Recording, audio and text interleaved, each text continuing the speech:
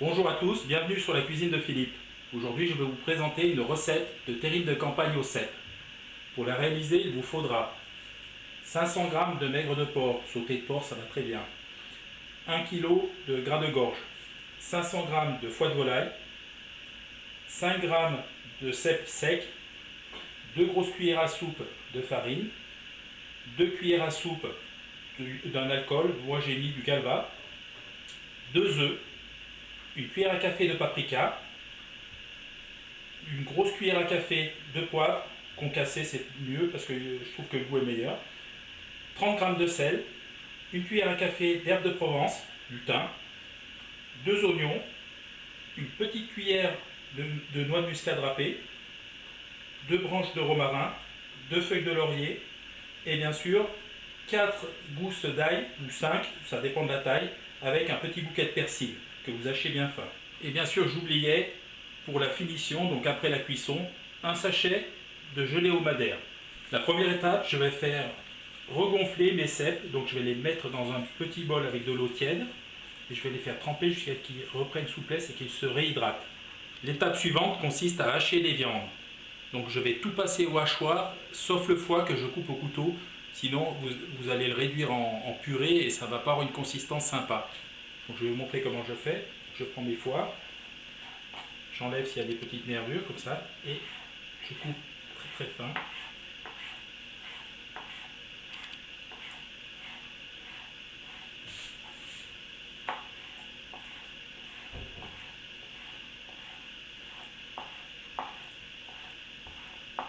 Voilà, donc c'est que des petits morceaux, comme ça, qui vont se mélanger avec la viande et ne sera pas tout écrasé, tout en purée comme on pourrait le faire si on le passe avec le robot. Voilà, donc mon foie est bien émincé, je le réserve. Maintenant, je vais hacher les viandes. Donc j'utilise un hachoir avec une grosse grille. Donc le but, c'est de hacher en alternant donc le gras, le maigre, oignon. Comme ça, ça prémélange déjà tout. Et donc là, je m'excuse, ça va faire un petit peu de bruit, donc on va écourter la solution, c'est pas bien compliqué. Je vais juste vous montrer comment je l'effectue.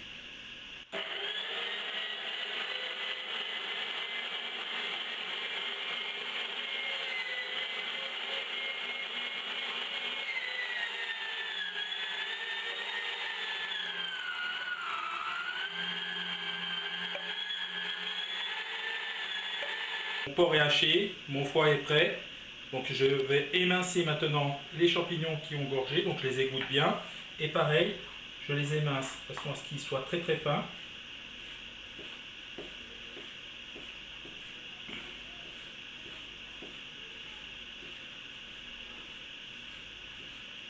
Voilà, vous pouvez éventuellement les mettre dans le mixeur aussi, mais bon, c'est toujours pareil, ça broie trop, et je trouve que c'est mieux d'avoir un petit peu de croquant du champignon. Pareil, si pour le foie vous n'arrivez pas au couteau, vous pouvez quand même les passer au robot et la texture sera moins intéressante. Bon, maintenant le plus gros du travail est fait. Maintenant il suffit de mettre tous les ingrédients ensemble, de bien mélanger et de mettre en terrine et à enfourner.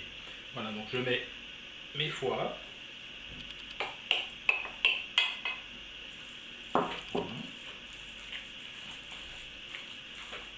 mélange bien.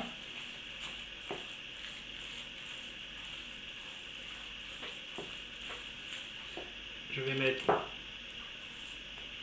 les champignons, pareil.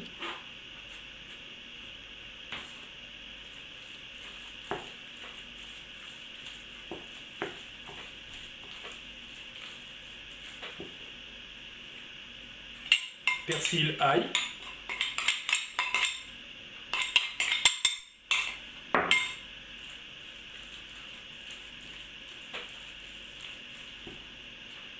Les 30 g de sel. Ça paraît beaucoup, mais il faut quand même que ce soit bien salé, donc c'est à raison de 15 g au kilo de viande. Donc c'est comme... voilà, je vais peut-être pas tout mettre. Voilà. Je rajoute également le poivre.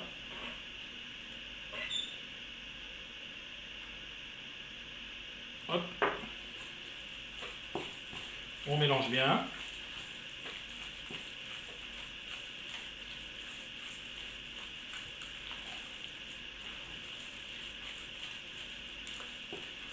Là, je vais mettre le thym.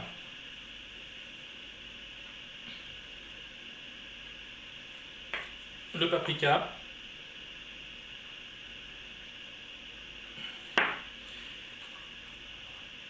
une bonne pincée de noix de muscade. Voilà.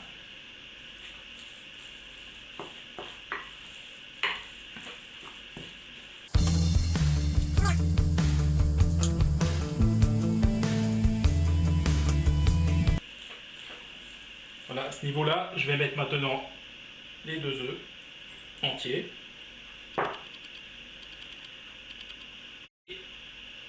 Mon calva. Et là, toujours pareil. On mélange.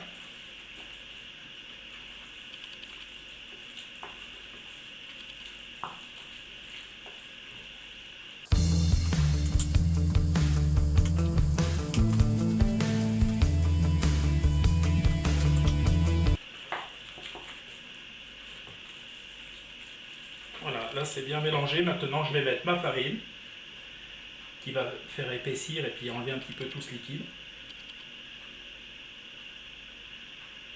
Voilà. Et je mélange encore.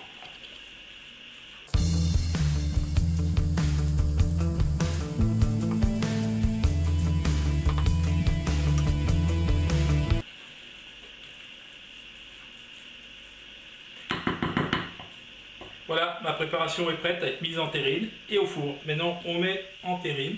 Donc voilà, je prends ce type de terrine. On peut faire des grosses, des petites, c'est bien. Donc je remplis bien, bien tassé, pour pas qu'il y ait de bulles d'air.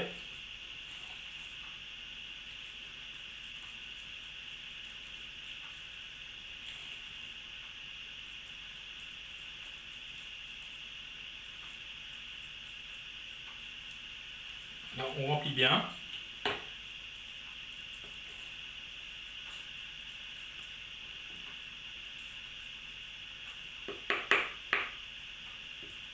Voilà. Et on met une petite branche de romarin et une feuille de laurier. Voilà, la terrine est prête à passer au four. Voilà, mes 3 terrines sont pleines. Donc, feuille de laurier et romarin dessus. Je mets dans un plat avec de l'eau à mi-hauteur et j'enfourne. Four 180, 1h15, 1h30. Donc vérifiez suivant la taille de la terrine. Donc on enfile un couteau. Quand la lame est chaude, c'est-à-dire on va au cœur, quand la lame est chaude, en principe c'est que la terrine est cuite. Sortie du four, 1h30 après, les terrines sont bien dorées, on voit elles ont rendu du jus. Donc je laisse refroidir une quinzaine de minutes. Dernière étape, donc ma terrine a refroidi un petit peu. Donc je vais la prendre avec un torchon parce que c'est encore chaud. Je vais vider ce jus qui est essentiellement du gras. Et je vais le remplacer par de la gelée au madère. Voilà, j'appuie un petit peu.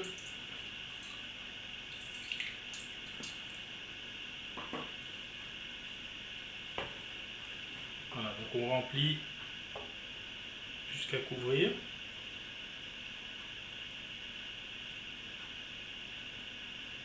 Voilà, la viande va absorber et en refroidissant, elle va rentrer dans les chairs et laisser la viande bien souple et le pâté bien onctueux. Maintenant, on va laisser refroidir et quand ce sera bien froid, on va mettre au frigo. Et après, l'idéal, c'est de le manger dans 2 ou 3 jours. Plus on le garde, mieux c'est. Après une journée au frigo, voici le résultat. Donc la terrine se tient bien, elle est prête à être dégustée. Je vous la conseille avec un bon pain de campagne et quelques cornichons. Vous pouvez essayer aussi de faire cette recette en remplaçant le porc par de la chasse, par exemple du chevreuil, du sanglier, du lièvre. J'espère que cette recette vous a plu, je vous invite à l'essayer et moi j'ai pris beaucoup de plaisir à vous la montrer. Voilà, je vous dis à bientôt pour de nouvelles aventures sur la cuisine de Philippe. Ciao ciao.